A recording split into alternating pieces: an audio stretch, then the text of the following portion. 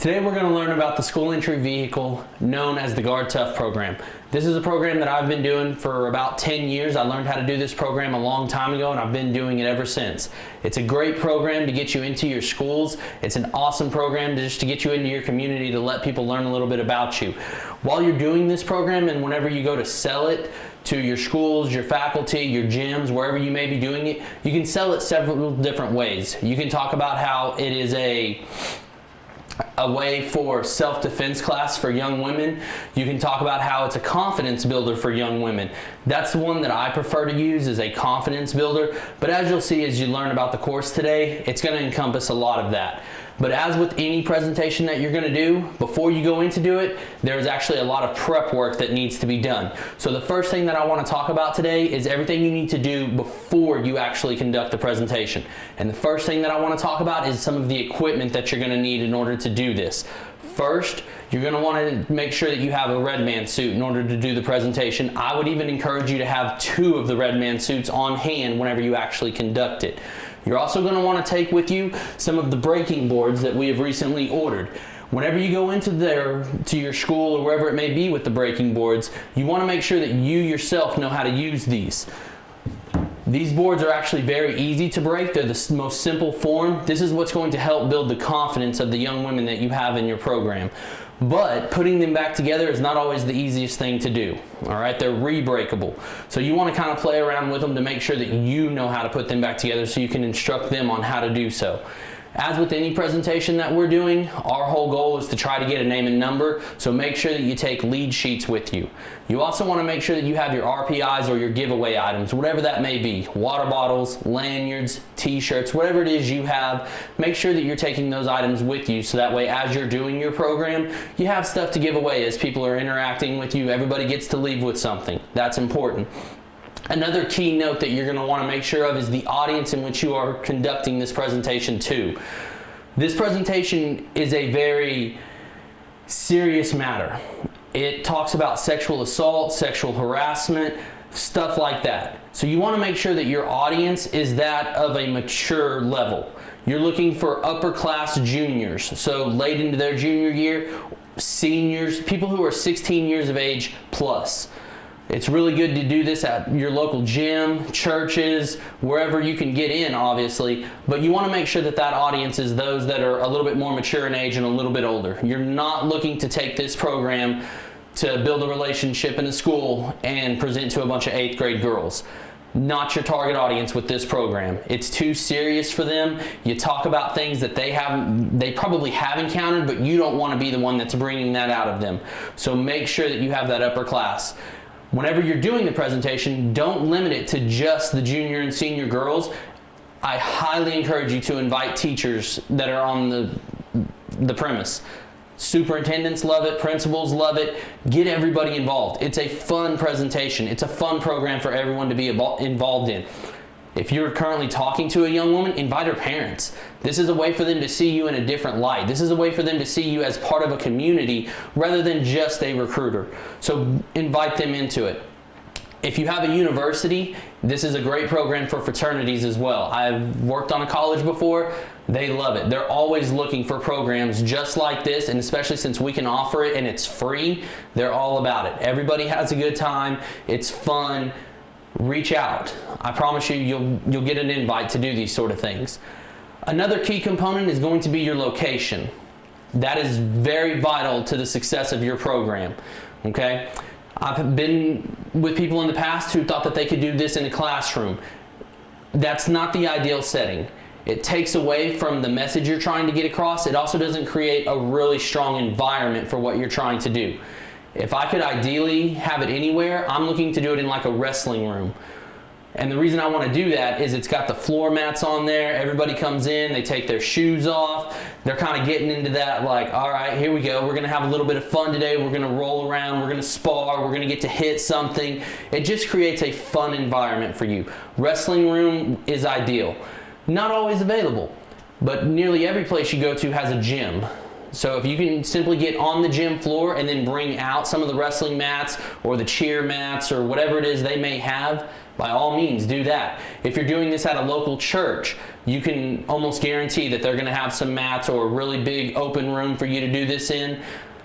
Those are your more ideal environments. A classroom, not so much. You're moving desks, you're putting them in their normal environment, their normal setting.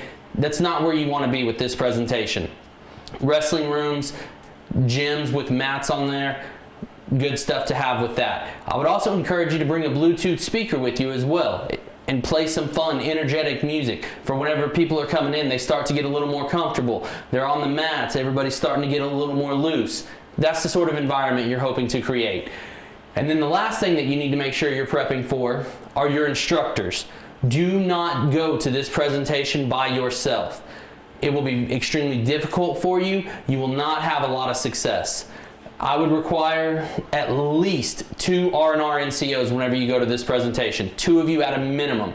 I would also encourage that you have a female attendee with you as well. So if you have a female recruiter on your team, great to have at a presentation like this.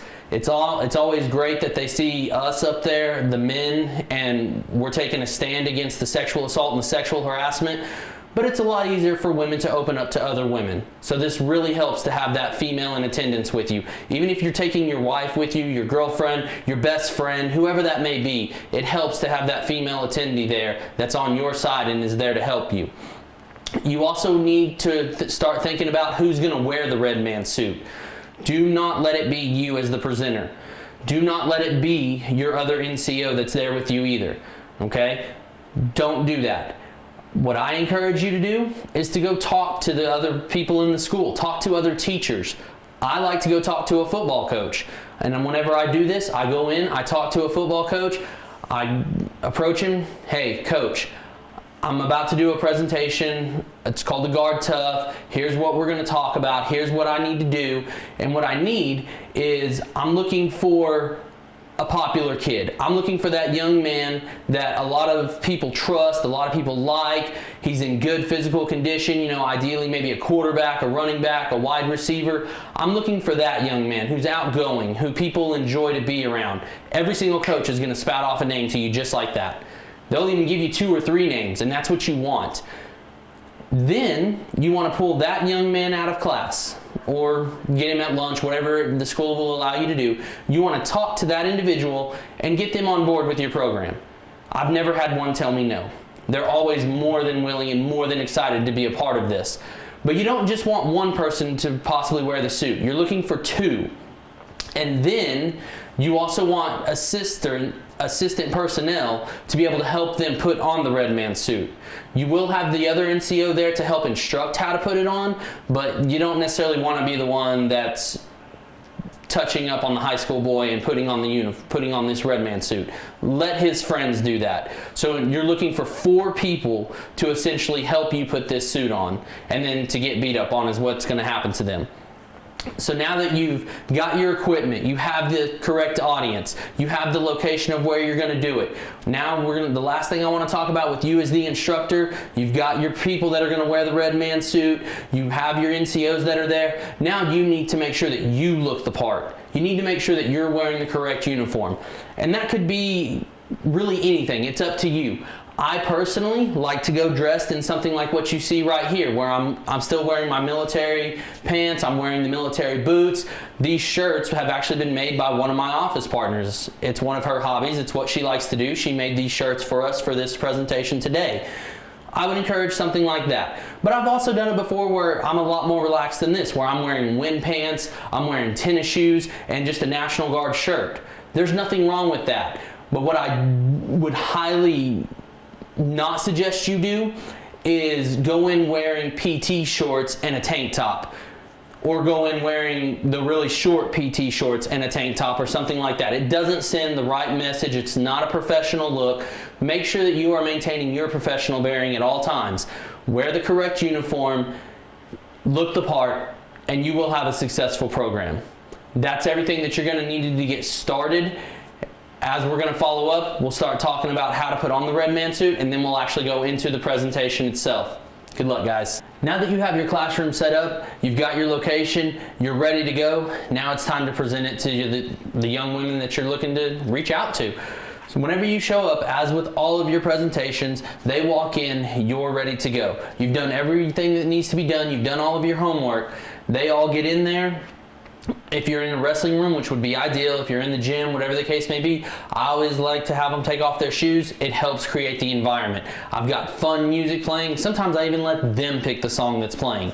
But then whenever your presentation starts, now it's time to get down to business. But remember, you're still trying to have a good time. You're trying to have a little bit of fun. So the first thing that you want to do, as with every presentation, is start your introduction. What you're looking to do is just tell them a little bit about yourself. Tell them who you are. Tell them why you're emotionally invested in this. I like to talk about how I have a wife, how I have 2 daughters who I would hate for anything like this to happen to them, but I at least want them to be prepared. You want to talk about those sort of things. And as you'll see, I'm actually holding my notes of everything that I'm talking with you guys about today. Whenever I do my presentation, this is how I am. I actually have my notes just like this as I'm talking to them. There is a PowerPoint that I will send out that goes with this. If you have a gym or your location of doing this that allows that PowerPoint to be shown and displayed, and that's your comfortable way of presenting it, by all means, do that. I'm not here to tell you 100% that you have to do this presentation my way or no way. So by all means, if you want to show that PowerPoint and you want to read off of it, talk about it, do whatever, by all means. Go nuts. If you're a person who likes to have several pages worth of notes right here that are not in a binder, whatever it may be, whatever, do you. Whatever makes you happy and makes you feel comfortable. For me, whenever I do this presentation, I like to have my notes right here in a simple notebook that I can refer to. Sometimes I set it down. I may have a bench with me, a table, whatever it may be. I'll set it down. I'll walk around. I talk to everybody. I'll come back. I pick it up, see right where I'm at, and move right along. We've all done this before as presenters. Not that big a deal. But during your introduction, make sure that you introduce yourself, tell them who you are, tell them why you're here, your emotional investment into it, and then talk to them about the timeline of the event. As we all know, whenever you first walk in, you're like, how long am I going to be here? Is this going to be fun? Do I really want to do this? So I like to make sure that right out the gate, I let them know that, hey, the first 20 to 25 minutes of this class are going to be me talking with you, giving you a lot of information, just taking it all in. I highly encourage that you guys get involved with me, talk with me, let's have fun. This is not a class where I'm just up here talking and you're just listening. It's not a monologue. That's not my goal here. So make sure that you display that right out the gate. And then after we spend 20, 25 minutes of me talking, then I'm going to let you guys get involved and we're actually going to break some boards. We're going to build that confidence. Most of these women have never been in a fight. They've never hit anybody before, and that's a good thing. That's fine. But because of that, they're not going to have the confidence, if you will, to just suddenly strike somebody. That's why we bring the breaking boards in. It's to give them that opportunity to build a little bit of confidence. And as I told you earlier, these boards are going to break. They're extremely easy to break. Play around with them. Learn how to put them back together. That way you're the subject matter expert whenever you get there. But we'll spend about 15 minutes, 10 minutes breaking the boards. That lets everybody break it several times. We'll hit it with our arms, elbows, knees, whatever. And we'll have some fun. Then after we finish that, we're going to conclude with the actual RedMan suit, where I'm actually going to have one of your classmates come in here who's going to be an attacker, if you will, and is going to come in here and you guys are actually going to get to hit him. You're going to get to beat him up. You're going to have a little bit of fun with that. So that's what your introduction should state. It should take about 5 minutes to do. It's just laying everything out there. Let them know why they're here. Get the buy-in. Have them kind of interacting with you, talking a little bit, and make sure that you're having fun. That's probably the most important thing with this class, is that it's serious yet light. Like, let's have a good time. Nobody wants to just be spoke at with a monologue. So have a good time with it. But as I stated, now once you actually get into this presentation and you're going over the purpose of the class, you want to let them know that this is not the sort of class where I want you to come in here and think that you took women's self-defense, so now you're ready to just go fight anybody and everybody. In fact, this is the exact opposite of that. Okay, remember how I told you could sell it or talk about it as if it were a self-defense class? But it's also a confidence builder. It's something to give them a tool if they ever find themselves in the worst case possible scenario. But let them know why we are here. We're here to build that confidence. We're here to give you another tool. We're here to hopefully give you that preventative mindset so you never find yourself in the worst case situation. We never want to end up in that. And we definitely want to tell them what this class is not, as I just kind of touched on. This class is not a full-on self-defense. You just got your black belt in karate or judo or whatever it may be. Don't leave here thinking that you're ready to go fight a 180-pound, 200-pound man because you spent 20 minutes with me. Not the case at all. I want you guys to have some fun. I want you to learn a little bit. I want you to walk out of here with some confidence. I don't want you to walk out of here with a naive mindset that you're just ready to take on the world. We don't want to do that. Okay? As I told you, it's a serious class, but let's keep it light. So the first thing that you're going to talk about with them is going to be sexual assault. Now, I'm not saying that you need to do a bunch of examples, but it's your class. Do whatever you're comfortable with doing. But what I like to do is to start off talking about sexual assault. I like to go ahead and get them divided up into groups. When they come in, they're all going to sit together. They're going to be bundled up. They might even just be in a straight line right there in front of you, but they're just sitting there. So I like to divide them up into groups. It makes it a little bit smaller, and if you're in a wrestling room, this works even better because then you can spread them out throughout the entire room. The more mats you have, the better. Put them in groups of 2 to 4. This depends on the numbers that you have. Okay, if you're teaching a class that's got 30 students in it, you might go with a dividing of 4.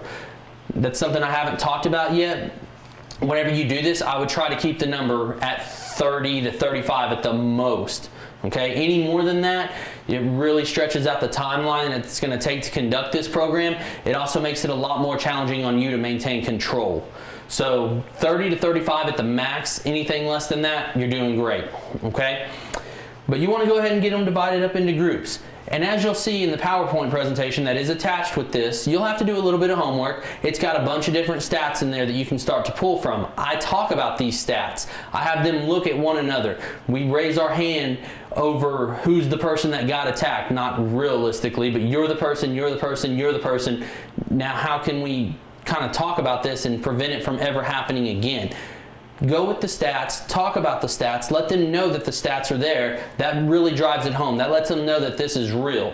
Hopefully you have a class where nobody has encountered anything like this, but over the years of me doing this, I have had classrooms before where there was a young woman who was sexually assaulted.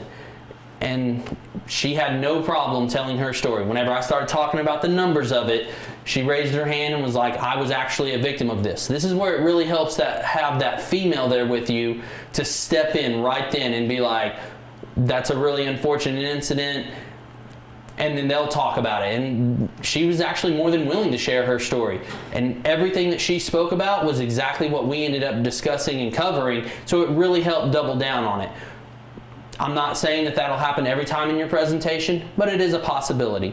Okay, so now that you've got them into groups, we're going to start talking about sexual assault. You'll see all of this in the PowerPoint that comes with it. Just do a little bit of homework. It'll make sense to you.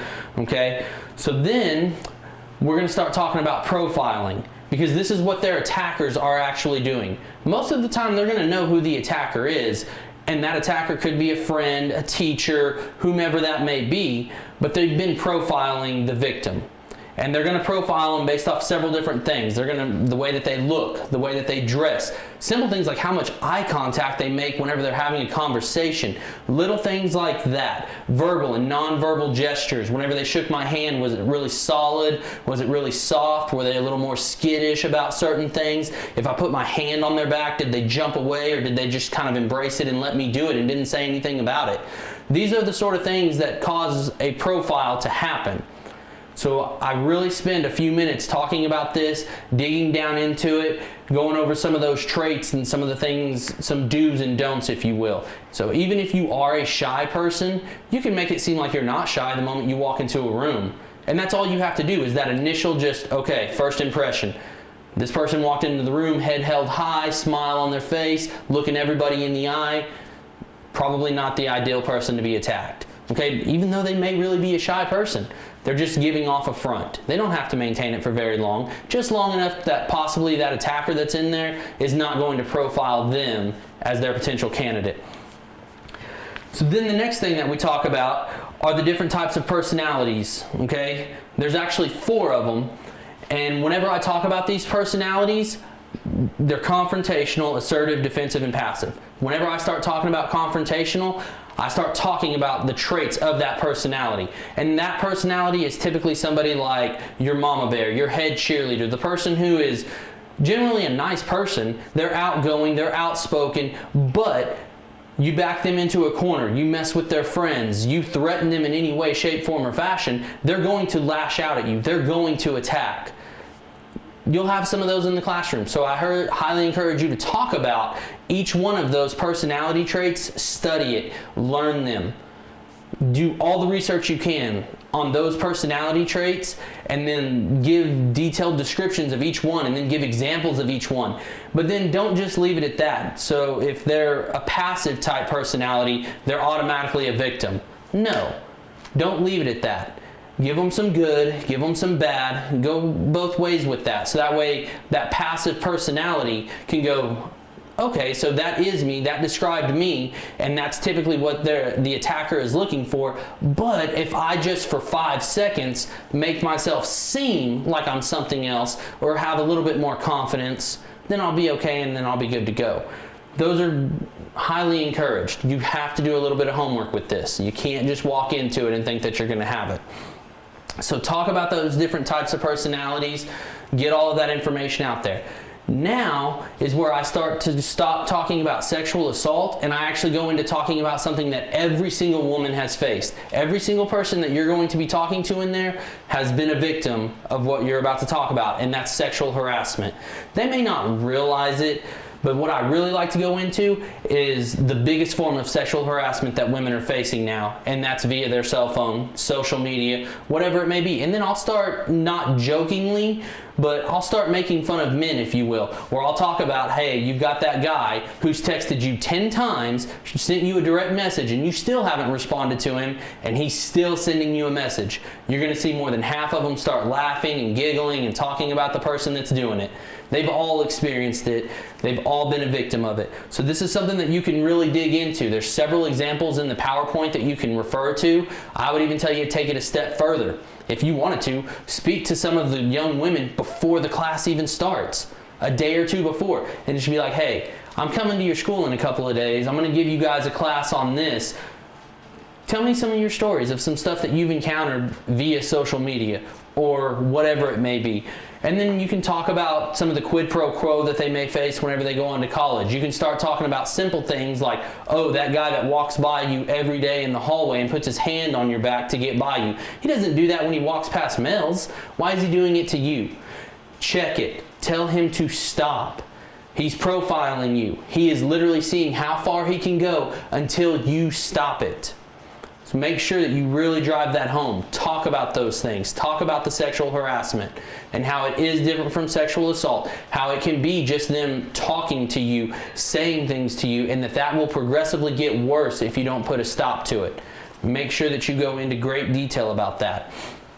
Then the last thing that you really want to drive home and you really want to talk about is that survival awareness, or that preventative mindset. In the military, this is something that we're taught to do from day one of basic training, where we're aware of our surroundings, we know where all the exits are. Anytime somebody walks into a room, a lot of people when they go to restaurants won't sit with their back to the door, stuff like that, that we do just every day. 17-year-old high school girl doesn't think twice about it. Oh, that guy sent me a message a couple times, we talked a little bit, it was innocent fun. It can very quickly get serious. So start talking about those things. And then a lot of them are planning on going to college. This is a great time for you to ask, who plans to go to college next year? Most of them will raise their hand. Ask how many have taken a tour of a college campus. Several will raise their hand. Ask for feedback about that. Ask them what time they went to the college campus.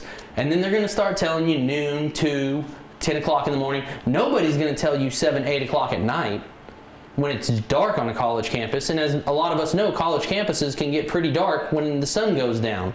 It's not the safest place in the world to be.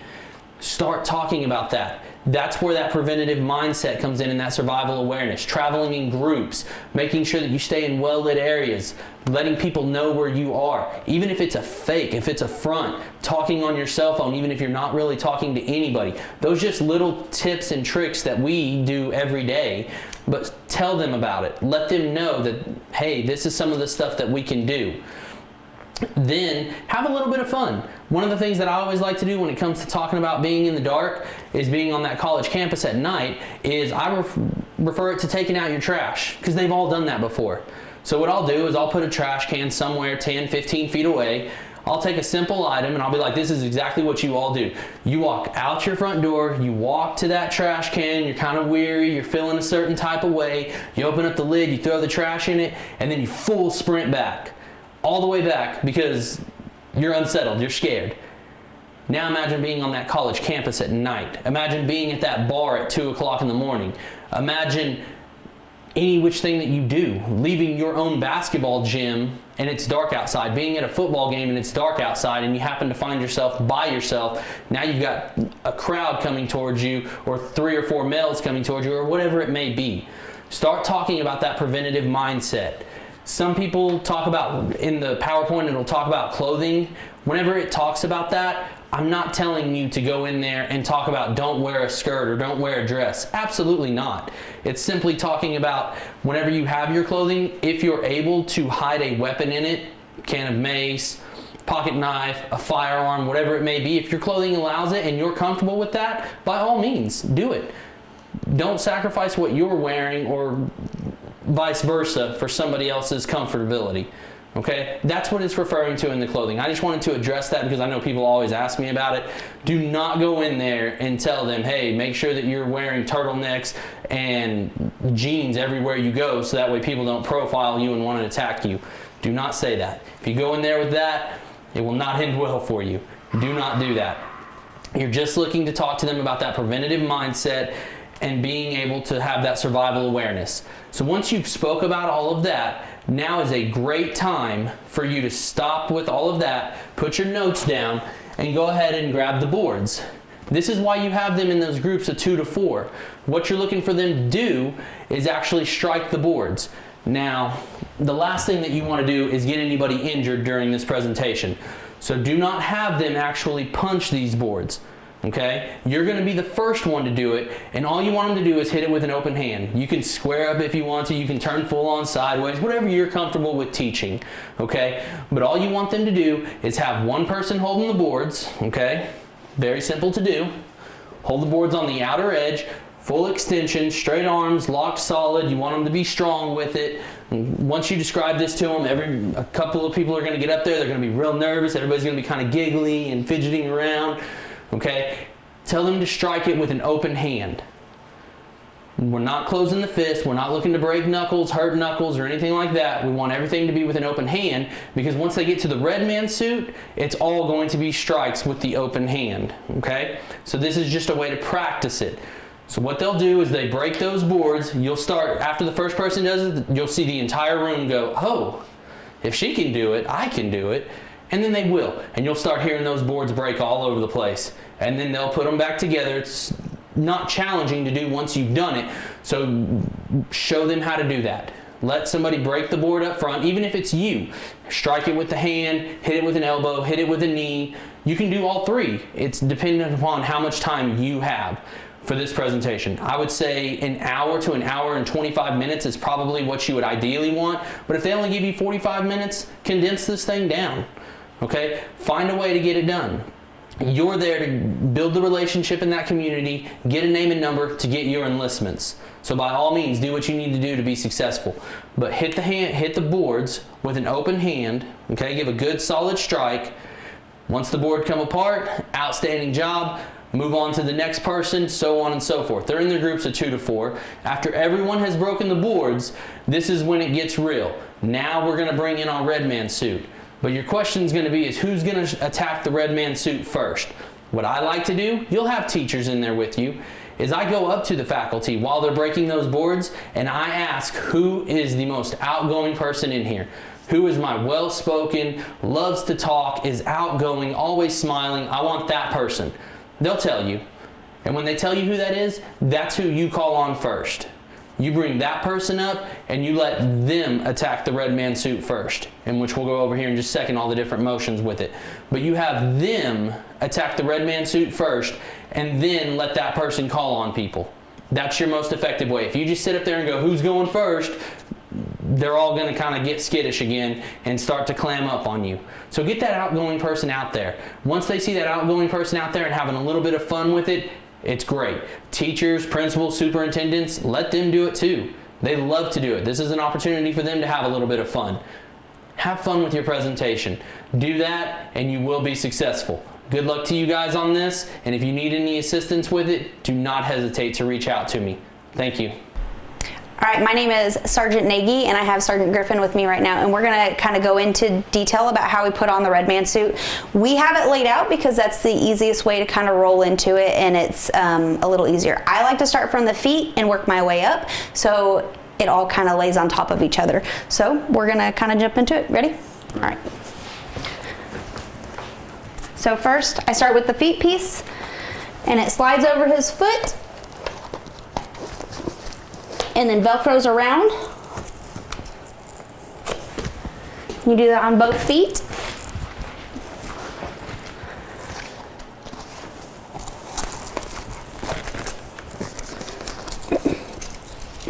Now, as I'm going through this, I'm gonna kind of tell you guys, you're gonna want your popular student, somebody like the quarterback of the football team, to be the one that's in the suit. You don't want your NCOs to be in the suit. The other thing is you're going to want other students helping you put these on, because you're going to get in these kids' bubbles, and it's a little funner and a little easier for them if it's them getting into each other's bubble instead of you doing it. And then you can kind of help facilitate the whole time and help explain how it's happening and what exactly is going on. So now we're moving into the lower leg portion, and they all are labeled. So it's just more or less about the more you use it, the more comfortable you become with the equipment. I can't tell you how many times we've put this on to make it more comfortable and easier for us to do it.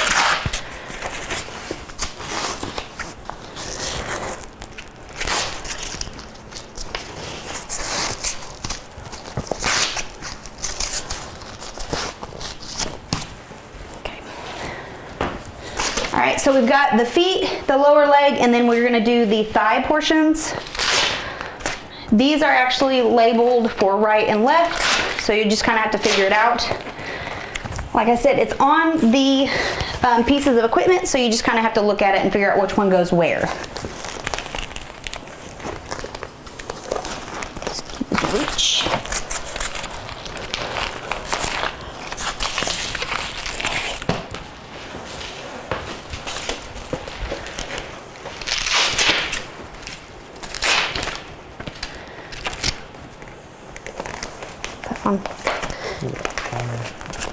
There you go. Okay.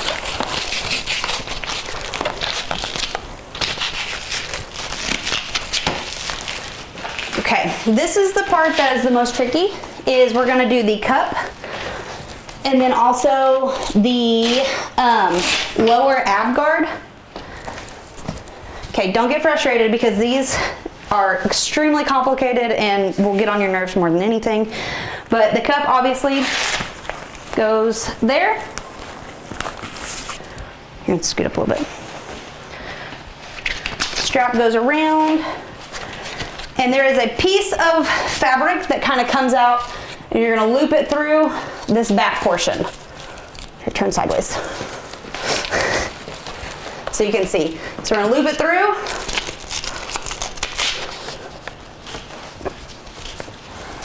And then it comes up and around for right now. Then we're gonna take this, and this has a loop down here also, and we're just gonna hook this down for right now.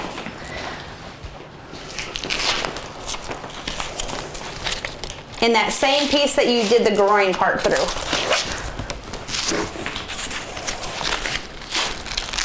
And then it all just sits there. And then you're gonna let that just dangle for right now, because eventually it'll hook into the other pieces. Okay. So now I do the arms.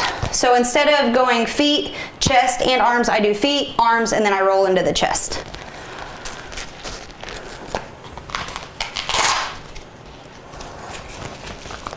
Got it.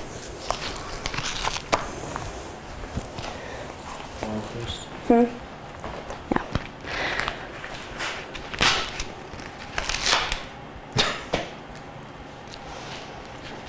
Well, this is why you take more than one piece, is because sometimes the equipment does not work like it should.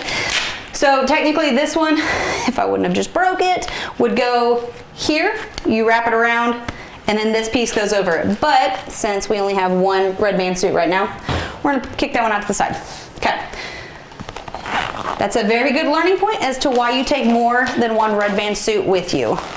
Because equipment always fails, it seems like. So this is the arm part. Goes just like that. Go over here. Put a shoulder piece on.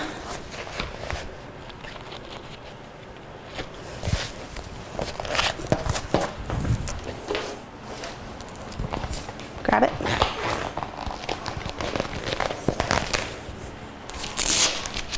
Have to lift that shoulder up over it. Got it. There it is. We're almost there, guys. It seems like this takes forever. Just keep it into account. Count that you're going to have to do this, so plan this into your program. Okay, step forward. Slide it up over his.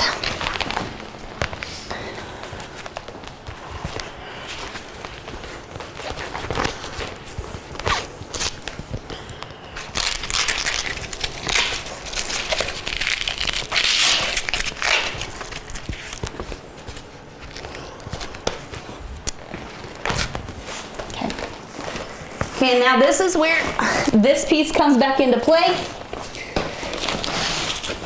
And you're gonna have to slide it up underneath the chest portion, and it holds into there to the Velcro. You got it?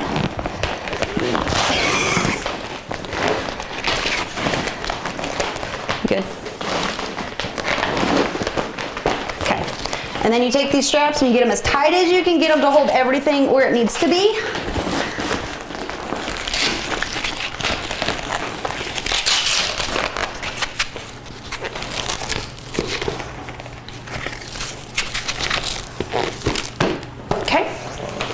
Huh? Oh. There we go. Okay. And then a few of the last pieces. One is the throat latch or throat cover. You're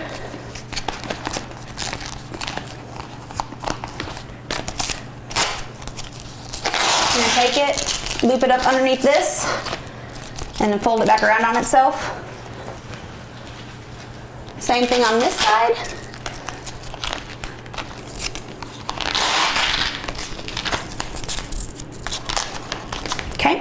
And then the collar goes back here. There's two different size collars in the sets. Some people take smaller ones, some people take bigger ones. Just have to figure out which one works well for the individual. Then the final thing that we're gonna put on will be his helmet. Ready? Yep.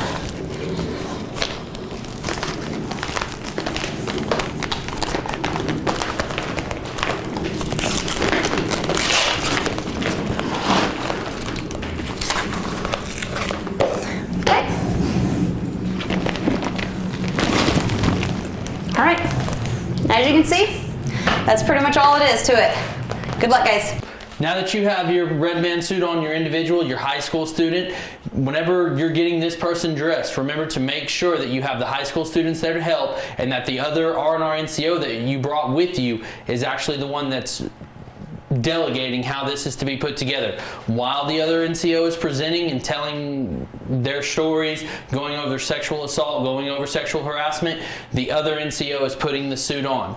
Once you have the suit on, your RedMan person walks in, they will look very similar to this. Go ahead and wave at everybody. Sergeant Griffin.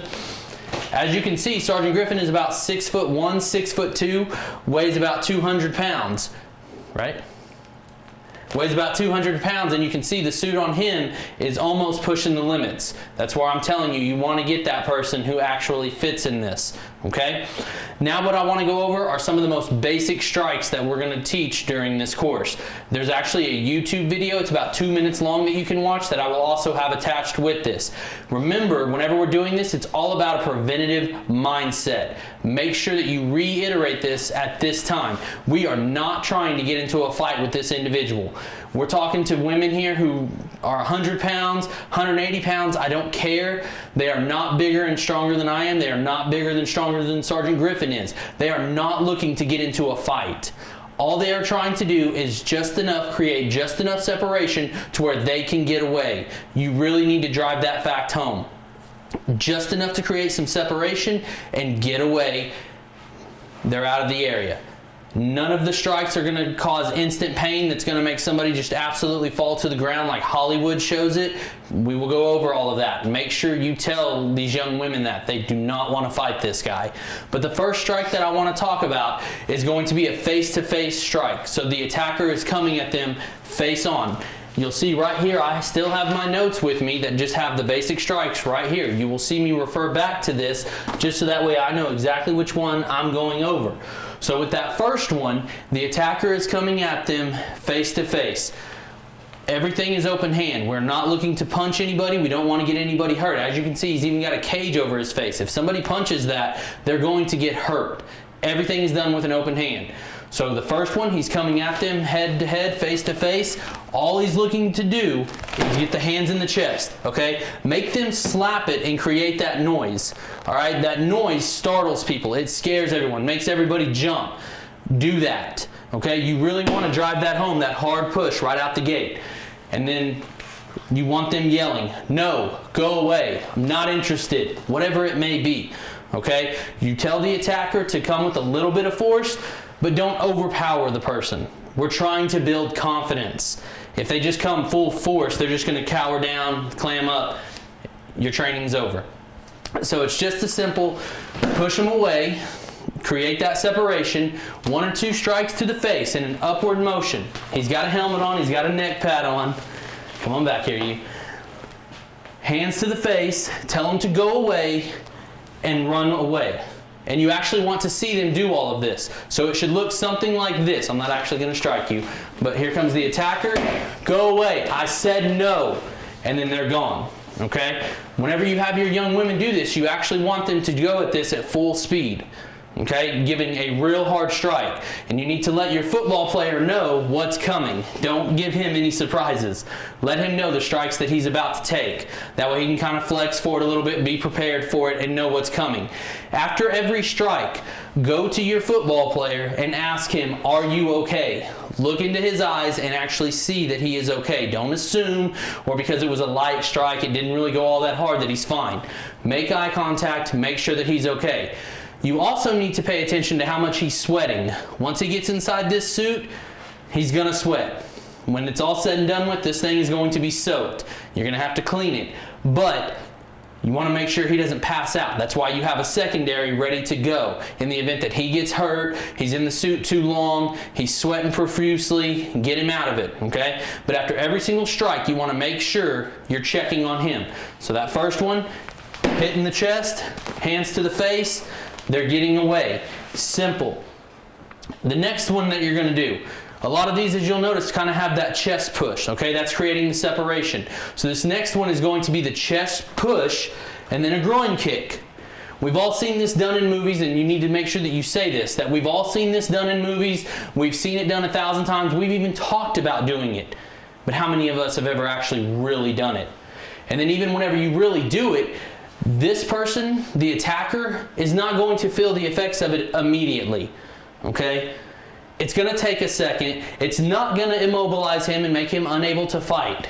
He's still going to be able to get you, which is why you are doing a preventative mindset, survival awareness.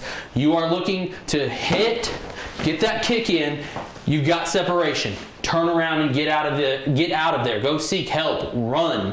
Save your life, okay? So it's a simple, here he comes, hands, you hear the impact, groin kick, okay? And then actually have him give that kick. He's got plenty of padding here. I promise you, you will not hurt him, okay? And if you need to, you can show them. I'm about to hit you, okay? You can show them that he's not going to get hurt. You okay? Good. He's good. Make sure that you're checking with him every time.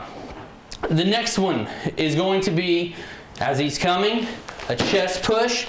You're not able to actually push him, okay? And you're gonna notice this with most of the girls. They're not going to actually be able to push him. They don't have a strong enough bench press to push a male coming at them back. In the event that this happens, a reaction. Grab a hold of something, anything, shirt, shoulders, head. Get a hold of something, and now you're gonna throw that knee, okay? This is where the knee is coming to the groin. So I'm about to knee you in the groin, okay? So he's coming, you go to push, nothing happens, or he's leaning forward on you real heavy, throw that knee. You'll notice he buckles. He will do that every time. You okay? Good. Okay. He will do that every time. That attacker will buckle. That's your chance to get away. It's all you're trying to do. The next one, you're looking to do a kick to the thigh. I'm telling you that it's coming, so it's not going to actually make you do it. But if you don't tell the attacker that this is coming and they come to walk towards you and you kick that thigh, he will fall. This person will go to a knee. Okay, so it will look, he's coming, see how he startles backwards already. Then 1 or 2 shots to the face, you've got him immobilized, you've created separation, get away. Remember, as they're doing all these hits, you want them to talk. You want them to get out of their bubble and say, no, go away, get away from me, whatever it may be. Okay, next somebody's gonna ask you, well, what if I get attacked from behind? Great question. So let's go over something. Somebody attacks you from behind, more than likely they're going to try to bear hug you like what you see him doing to me right here. Obviously this isn't going to cut it. I'm not going to get away doing this. I'm not going to get away jumping up and down. He's got me. Okay? So something that's been proven highly effective is something as simple as a stomp. Okay? You're going straight down on, find that shin, stomp down on his foot. You can break the top of his foot real easily. But all we're trying to do is create separation. I've got some separation here. See how I can suddenly turn? Take that elbow and drive it into his head. Now I've got a lot of separation. Hands to the face, turn around and get away. Okay? This is one that takes a little bit of practice that you may have to do a couple of times. You can even move this at this point because it's not needed. See, it'll flow to the back. He wraps you up. He's got you from behind, foot stomp, however many, see, he will let go. However many times you have to stomp, get that elbow and now get away. Very simple to do. The next one is that if you notice somebody's coming at you from the side, okay, and it's going to be very simple as if they were coming at you face to face. He's coming at you from the side, just hands to his face immediately. Okay, don't even try to push his chest because then you don't have any strength right here. So immediately, hands to the face. What are you doing? Go away. Not interested in talking to you, whatever it may be. Okay? Hands to the face, you've got that separation, get away. This is really about the only techniques that I go over with people. If they ask you some other questions, they're like, well, what if I'm on the ground and he gets on top of me and puts me in the mount? Well, then just go over your basic combatives that you know with an arm trap and roll. Go over some stuff like that if they want to, okay? But basically, these are the very simple moves that you can go over. Make sure that you double check your person in the suit every time. You want to make sure that he's okay. Make sure he's not sweating like crazy. After you finish, okay, and you get him out of this suit, you need to wipe it down. There's alcohol in every single one of the RedMan suit bags. Make sure that you wipe down the suit. I wouldn't even have you do it. I would have one of those 4 that you brought in as assistants to help you do it. Let them wipe it down. It's their sweat. Then, after you finish this part of it, everybody's riled up, everybody's adrenaline's pumping. This is a great time for you to do your guard commercial. Spend the next 2 or 3 minutes actually talking about what the guard is, what you have to offer. Just, you're in there, you have the audience. Give 2 or 3 minutes to talk about the National Guard, pass out your lead sheets, get the information that you can get, and you've got a successful program. Thank you for your time. Good luck, you guys.